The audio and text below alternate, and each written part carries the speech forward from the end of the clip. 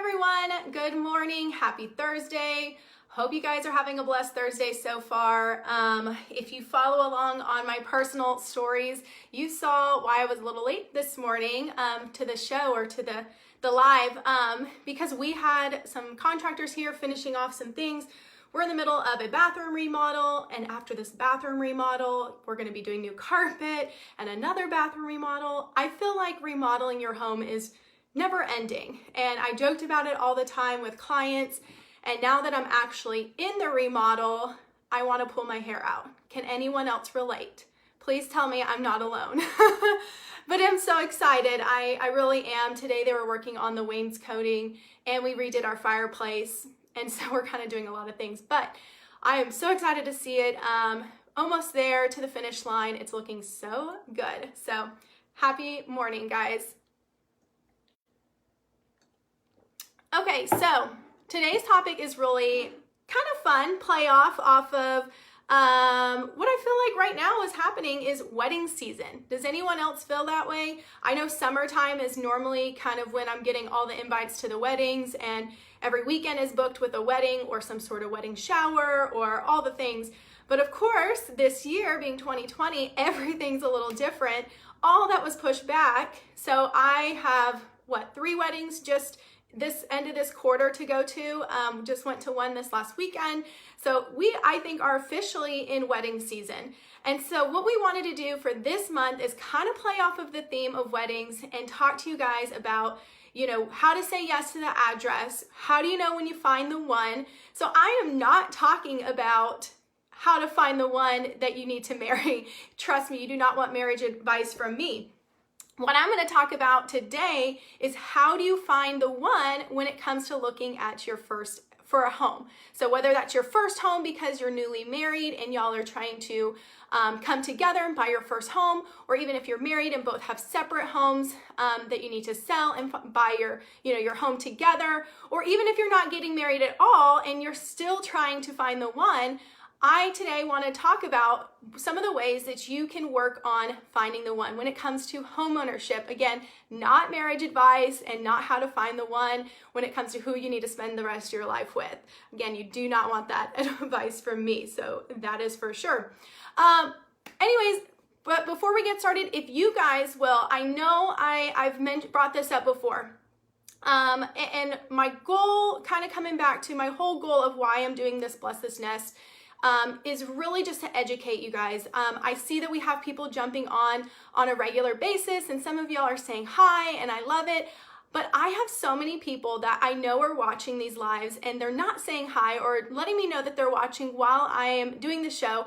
And outside of me filming, later on, they will see me and they'll say, oh my gosh, I love your video. I had no idea, about, what adds value to your home. So they're watching my videos, and yet while I'm doing these videos, I'm still like, am I bringing enough value? Is the people who are watching, y'all that are watching, are you resonating with what I'm saying? Do you love my topics? Do you want to know something else? So if you guys will just do me a favor, if you're watching right now, if you will comment, just say hi so I know you're watching. Or if you guys don't want to do that, if you guys will message me and just let me know that you're watching, and if you guys will send me like a video topic idea. I'm trying to come up with some good content that I want to make sure, again, that I am bringing to you. I want this to be for you. I want these videos to be for you. I want to educate you on how to buy a home or sell a home, or even how to maintain a home. So anything home ownership, I want to be that resource for you guys. So I'm trying really hard to make sure that I'm bringing that value, but sometimes it's hard for me to know that I'm bringing the right value. So if you guys would just do me that favor and message me, let me know how I'm doing. If you don't like my show, that's okay too. You can let me know. I always accept some feedback, critical feedback as well. But just let me know what you guys want to hear. And if you're loving the topics, I would love to know that as well. So just want to throw that out there. Okay, so let's get started on how you know when you found the one. So again, we're talking houses. How do you know when you found the home that you need to make an offer on?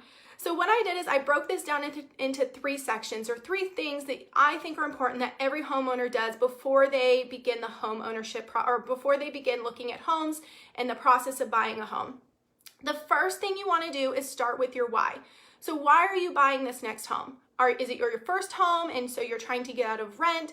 Are you looking for a rental property and that you're needing to rent out? Focusing on your why is really going to help me as your real estate agent, or when you talk to your real estate agent, really understand why you are buying a home and what kind of home we need to really be focused on. Because if you're looking for a home so you can grow your family or because you want to start a family, school districts, for example, might be something that we have a little more of a conversation about. So knowing your why and being able to tell me what your why is really helps me when it comes to finding your next home. Some other reasons why you might be moving is maybe you're wanting more space. Maybe you're getting married, right? So if you're getting married and you guys are wanting to come together into one home, so now you're taking 2 sets of everything and you're having to put it all together. So do you need more space to be able to make that happen? Your kids are graduating, so maybe you're becoming an empty nester here soon. So you need to downsize or find something that fits a more lifestyle for just you and your husband, or you by yourself. So you need something smaller. So again, knowing that why is going to really help in order to figure out what the criteria is that you're really looking for, and really just dig deeper into what that criteria is and what's important to you when it comes to finding your home. So that's the first step of finding the one. The next thing you need to focus on or to do is make a list of your must-have features and top deal breakers. If you've been on some of my other shows, you know I've talked about this before, how important it is to have that criteria list ready to go, and when you sit down with your agent to really narrow down what your top deal breakers are. So when I sit down with my clients, of course, they usually come to me already with some sort of list. I do ask them to have some sort of idea on location, you know, how many bedrooms, how many bath, and things that are important. But what I like to also do is dive into even more on why you need those 3 bedrooms or why you need those 4 bedrooms, why the 1 acre lot is important to you. By doing that, it's going to help me understand, is it a deal breaker or is it something that's more of a want versus a need? And make sure that we're focusing on those things that are super important to you when we do go look at homes, and we can really narrow down. So making a list of those must-haves. So when you start your home search, you're going to share all that criteria, like I said, with me or your real estate agent. This is going to help us set you up on your online search, so we are purposeful about which properties we're sending you. I'm one of those agents that I like to only send properties that fit the criteria that you've given me. So if you tell me that having a garage, for example, and I bring this up because this just happened, if you tell me a garage is very important to you, you have to have some sort of garage, even if it's 1-car garage. My criteria will be that when I set you up on that online search, that I am only sending you properties with a garage. Now, of course, I will sometimes go out of that search just in case, but if you do express to me that it is important and you do not even want to look at homes without a garage, then I want to make sure that we're only sending and showing you homes that are fitting what you're looking for. Otherwise, I hate to use the word wasting time, because I mean, time is time, but we're kind of wasting some time by showing properties that do not have a garage when you know you're not going to make an offer because of it not having a garage. So whatever we can do to eliminate in that criteria up front is going to be helpful for you, making sure I'm showing you the correct properties and using your time wisely as well, because we only have so many daylight hours in the day. So wanting to make sure we narrow those down. And then taking your top must-have features and really narrowing them down to your absolute must-haves. Like I said, if it does not have X, I don't want to take a look at it. Or if it does not have this, I don't want to even see it. So making sure you know what that is, and also knowing what isn't, or aren't those deal breakers. So you may say, I want 4 bedrooms, but if it has 3 bedrooms and a study, that's okay too. So really being able to narrow those down.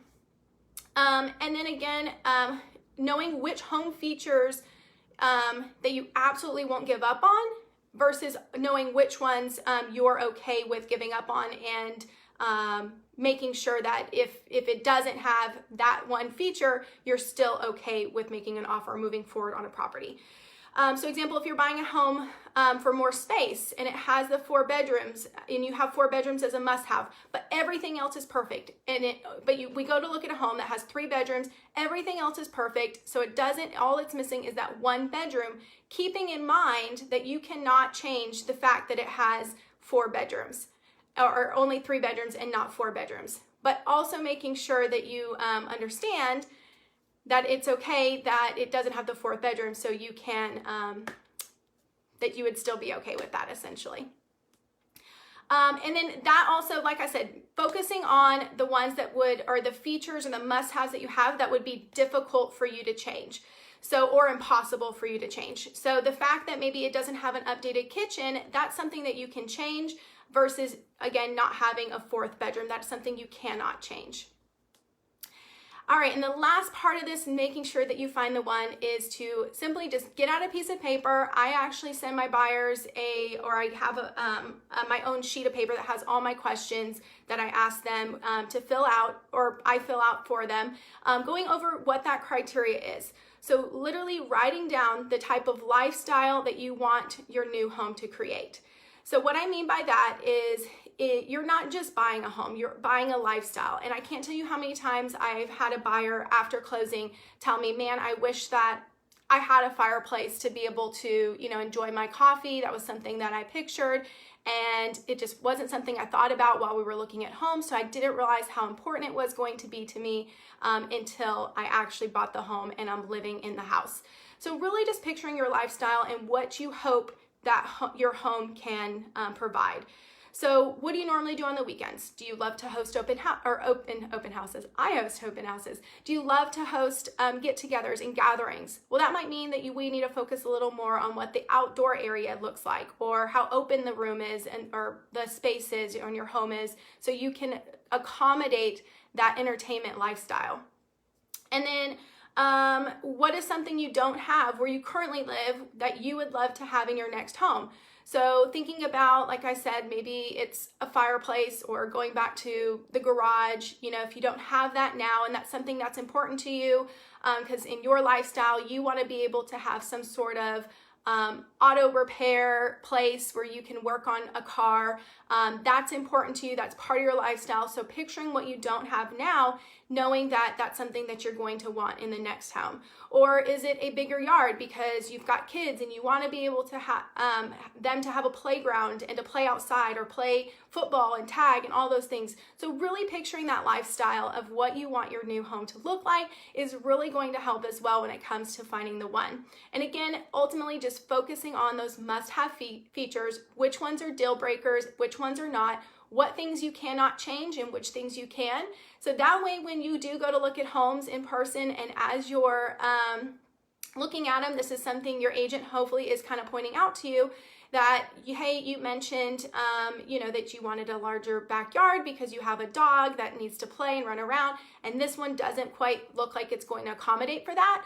Wanting to make sure that you are focusing on the end goal and what your lifestyle is going to look like in the end. So when you are looking for homes and you know exactly when you find the right one, because it meets all of those goals in your lifestyle and your criteria, it's time to make an offer. So hopefully that helps you guys. Of course, I have a freebie to go along with today's topic and all this month. And so it's the Say Yes to the Address. How do you know when you find the one? So it even has a complete checklist that you guys can bring around to showings. So as you're going through and taking a look at homes, you're checking off, literally, does it fit exactly what you're looking for? Kind of like a woman would do with a man before they decide to marry. Just kidding. But making sure that it fits exactly what you're looking for. And if it does, and when you do find that home, you know that you found the one. So hopefully that helps you guys.